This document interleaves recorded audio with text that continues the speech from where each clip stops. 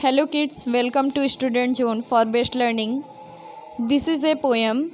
Poem name is On a Killing Tree, which poet is Jeev Patel.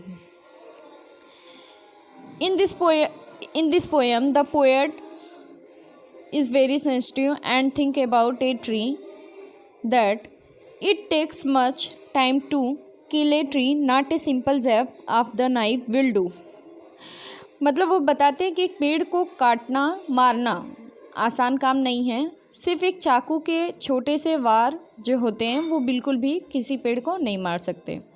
It has grown slowly consuming the earth, क्योंकि वो बहुत ही धीरे धीरे बड़ा हुआ है, ग्रो हुआ है अर्थ को कंज्यूम करते हुए। Rising out of it, feeding upon its crust, observing years of sunlight, air, water, and out of its leprous hide sprouting leaves. यदि हम चाकू से सिंपल घाव दें तो वो ट्री मर नहीं सकता, और इस छोटे से घाव से उसे ज़्यादा दर्द भी नहीं होगा। ट्री धीरे धीरे बढ़ता जाता है, अर्थ से वाटर, एयर, सनलाइट को अपने क्रस्ट से ऑब्जर्व करता है। इसके ऊपरी भाग भले ठोस रहें, लेकिन इसके जो स्प्रूटिंग लीव्स हैं वो बहुत ही क्या है, मुलायम है।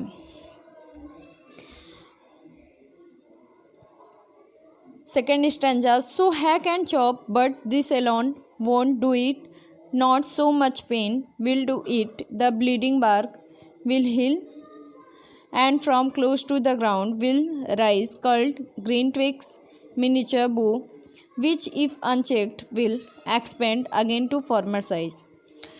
तो इन्हें बार बार घाव देना, मतलब जैसे अगर हम बार बार इन पे मार के घाव दे रहे हैं कुल्हाड़ी या चाकू से और मारने की कोशिश कर रहे हैं, तो ये एक कुल्हाड़ी या एक चाकू अकेले इन्हें नहीं मार सकता।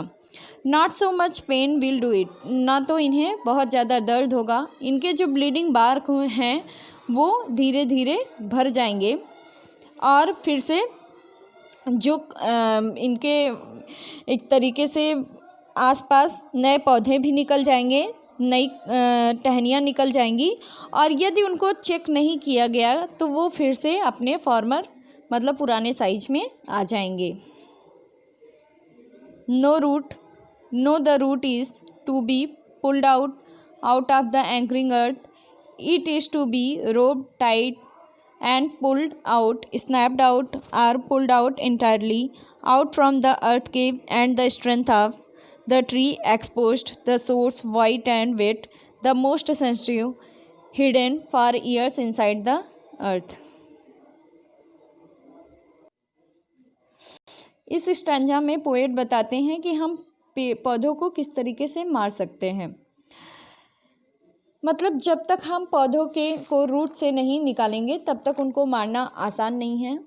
जब तक हम उनके उस पार्ट को बाहर ना निकाल दें जो कि पृथ्वी के अंदर छिपा हुआ है, पूरे उसके पार्ट को, तो हम उसको कैसे करेंगे, रोप करेंगे, रस्सी से बांधेंगे और खींचेंगे, और खींच के उसको बाहर निकालने की कोशिश करेंगे। जब वो अर्थ केव से पूरी तरीके से बाहर आ जाएगा तो उसकी जो स्ट्रेंथ है वो कम हो जाएगी, ट्री की जो स्ट्रेंथ है कम हो जाएगी। क्यों? क्योंकि जो उसके सोर्सेज हैं, source white and wet, the most sensitive part, मतलब जो उसके वाइट और वेट गीले और मोस्ट सेंसिटिव पार्ट हैं जो कि पृथ्वी के अंदर छिपे हुए हैं, जब वो बाहर निकल जाएंगे तब एक ट्री की जो स्ट्रेंथ है, ताकत है, वो कम होने लगेगी। Then the matter of scorching and choking in such an air, browning, hardening, twisting, withering, and then it is done.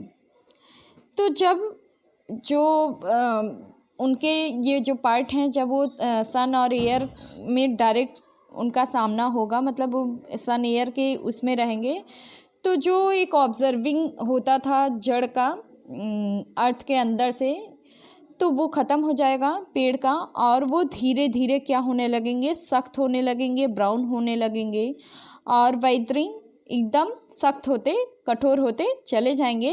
तब एक ट्री को मारा जा सकता है, तब वो ट्री पूरी तरीके से मर जाएंगे। Thank you to watching this video. If you like, please share, comment and subscribe this channel.